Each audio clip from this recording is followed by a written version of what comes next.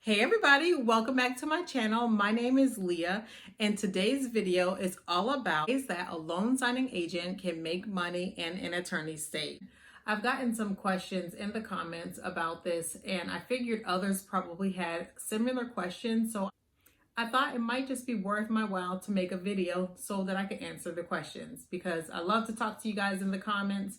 So whatever question you have, please go ahead and leave it in the comments, or if you have something that you want to say, please talk to me. I love to have a dialogue with you guys. Subscribe to my channel if you haven't already because I'll have plenty more videos and content like this. I really try to bring valuable content to you and I hope that you're enjoying it. So let's just jump right in. So I live in Georgia. I'm outside of Atlanta, as a matter of fact. So I'm kind of like in a metropolitan area.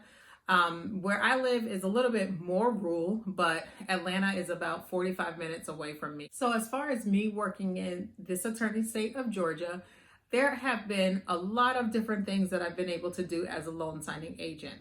So of course, if you are purchasing a property in the state of Georgia, an attorney is needed for that purchase.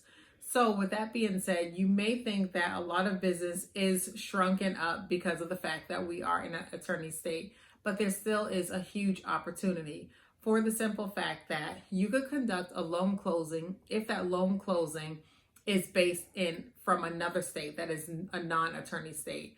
For instance, I conducted a loan closing of a person living in my area who was purchasing a home in Florida. I was able to conduct that entire transaction and complete all the notarial acts in that transaction without an attorney because I am a loan signing agent and Florida is not an attorney state. So that comes across my notifications pretty often, that sort of situation. Another situation that comes across is seller packages. If you are selling your home in another state that is not an attorney state, I can take care of that seller's package for you. If you are in an attorney state and you are selling your home, I still could assist with that seller's package. I would just have to teleconference an attorney on the line. So normally, if you are signed up with a signing service and you're getting business through a signing service, they will coordinate that part of the interaction.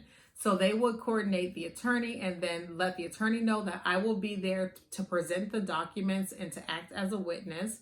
And then vice versa. They will let me know what the attorney's name is, his contact information. And just like you would contact the actual seller to confirm the appointment, you would also make that same contact with the attorney.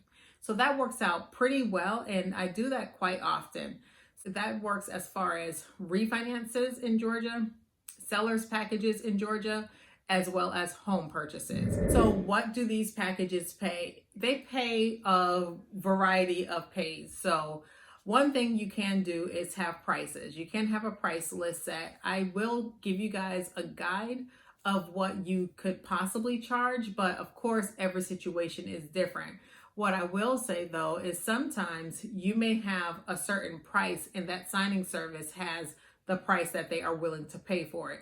For example, let's say my price for a refinance package is $100.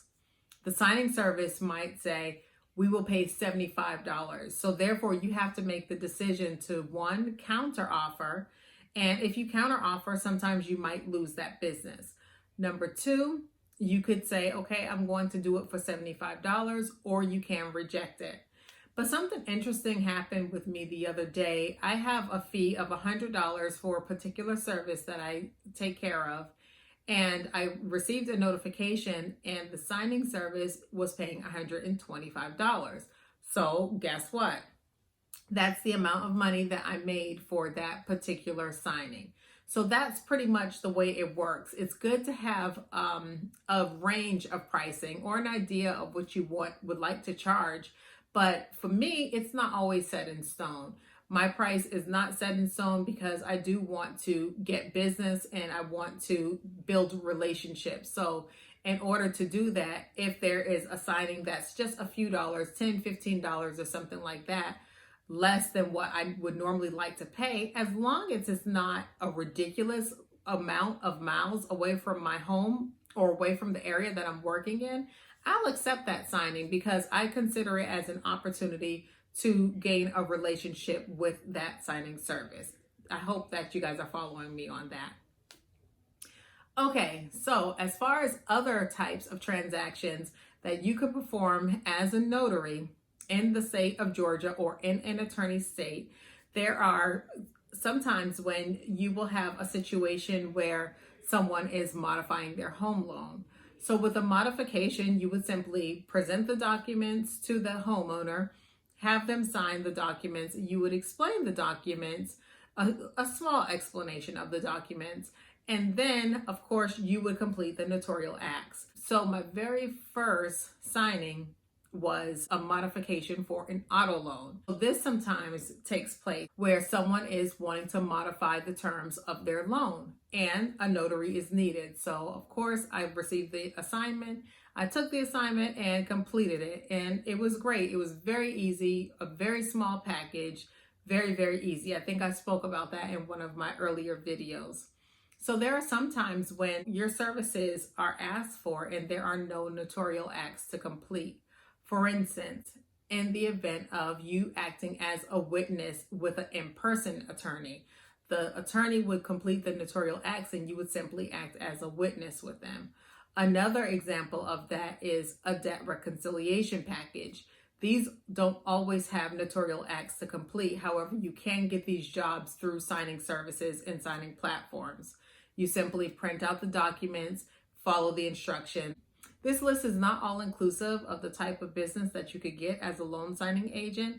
There may be documents pertaining to immigration and other things like that, that somebody will enlist you to assist them with that assignment. So of course, I would say take all the assignments that you can. If you see an assignment come through on your phone as a notification, hopefully you'll have enough time to prepare for the assignment.